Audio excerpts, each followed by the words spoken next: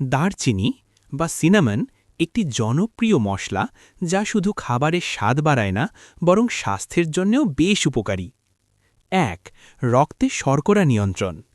দারুচিনিতে থাকা মেটাবলিক যৌগ রক্তে সুগারের মাত্রা নিয়ন্ত্রণে সাহায্য করে। টাইপ 2 ডায়াবেটিসের রোগীদের ক্ষেত্রে দারুচিনির রক্তে গ্লুকোজ কমাতে সহায়ক হতে পারে। ২.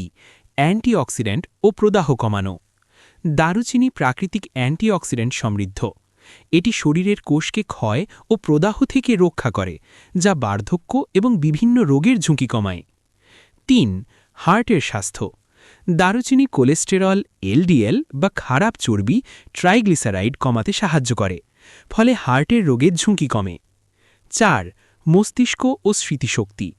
কিছু গবেষণায় দেখা গেছে দারুচিনি মেমরি এবং মনোযোগ বৃদ্ধি করতে সাহায্য করে। আলজাইমার্সের মতো স্নায়বিক রোগের ঝুঁকি কমাতে সাহায্য করতে পারে। ৫. ওজন নিয়ন্ত্রণ।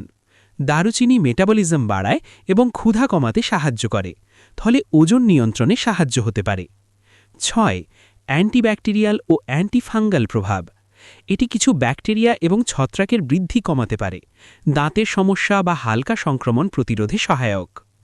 সতর্কতা: মৌলিকভাবে নিরাপদ, কিন্তু অতিরিক্ত দারুচিনি প্রায় ১ থেকে ২ চা চামচ দৈনিক লিভারের সমস্যা বা রক্ত পাতলা হওয়া ঘটাতে পারে।